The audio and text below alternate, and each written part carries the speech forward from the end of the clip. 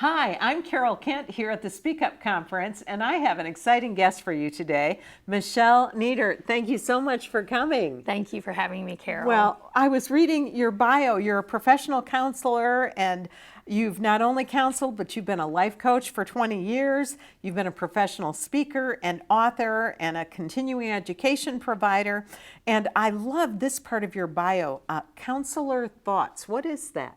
Well, Counselor Thoughts is the name of the blog and the podcast that I have, and it specifically works on getting a message to both people in the general community, but also especially in the church about issues regarding mental health. So we become more comfortable talking about the types of things us counselors talk about all the time: depression, anxiety, eating disorders, all those types of things that are affecting our kids and our culture. And yet for some reason, we're still a little hesitant to talk about those things. So that specifically are some of my thoughts on those things. And then also hopefully having other people begin to think about those things as well. Oh, I love that because it's a springboard for conversation and learning as well. You've been a counselor for over 20 years and you've been on a church staff. Share with us a little bit about your work that has prepared you for what you're doing today. Well, I've been a counselor both in a private practice office, and I've worked in a psychiatric hospital, and then also as a school crisis counselor. And I just have a huge passion for helping both people, and especially parents and adolescents and their families, work through these mental health issues. And I'm hoping to take this a step further with this, to actually maybe become a little preemptive in this process and helping parents prepare themselves and their children for what comes when those hormones get released. and things don't always go the way we've prepared them to, and to begin to be able to talk to their kids and make them better prepared, or else the culture is going to beat them to it, and they're going to be the ones to introduce these topics to their kids. And sometimes that's not beneficial because the culture may not be as wise as the parent or the church may be on some of these issues. You're right on. Tell me, who's in your audience? Well, primarily, I think moms and parents are in my audience for sure. I do a lot of speaking to groups of parents, both in PTAs and in church groups, talking about how to have uncomfortable conversations with your kids, how to talk to a friend. I've done some chapels for both private Christian schools and then also some public school conferences where how to deal with a friend who's struggling with depression or who may be trying drugs for the first time. And some of these really difficult topics that our kids are facing every day in their school hallways, but we're not talking about at home right now. And then I do a lot of work with women as well on boundary issues, how to set healthy boundaries, how to keep healthy boundaries, both for yourself and your own soul, in your relationships with others, and then how to teach your kids how to have great boundaries themselves. I love those topics. And you know, a lot of people are speakers who also write, and I love that you're moving into the area of writing as well. That's very exciting. Tell us about the project you're working on.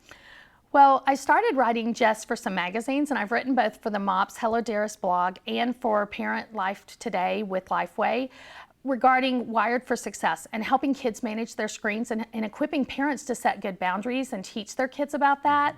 But I wanted to take that a step further and really covering all the uncomfortable topics that kids are seeing on their screens and they're seeing in social media regarding things in this mental health area, because we're dealing beyond sadness. We're dealing with depression, we're dealing with suicide in our culture, we are dealing with fear, but then we go towards anxiety, and kids are having panic attacks. Parents don't even recognize what they are.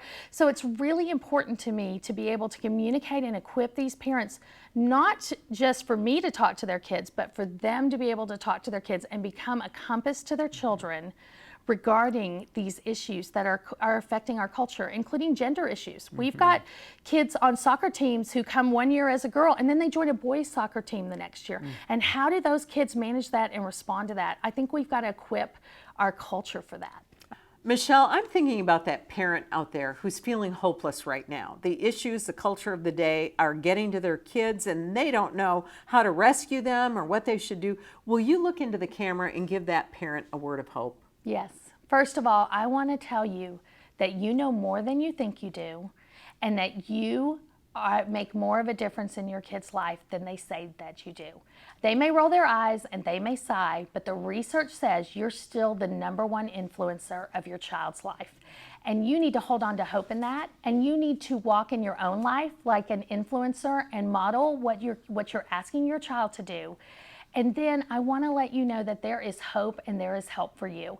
And you can find it. There are school counselors that want to provide resources for you. There are local congregations that have lay people trained.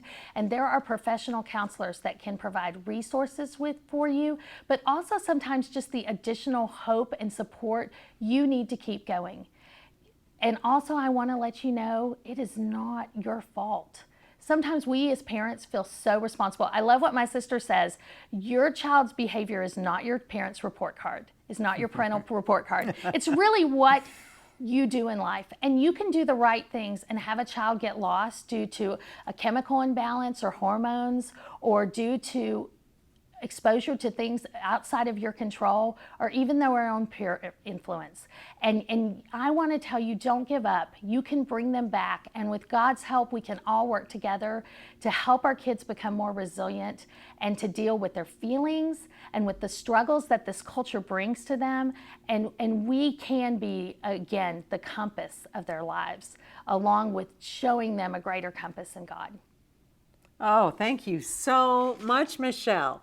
And I want you to know you can go to counselorthoughts.com and get more information on Michelle's blog, her podcast, and on her upcoming book. And we pray God will keep blessing all that you're doing. Thanks for being here. Thank you for having me, Carole.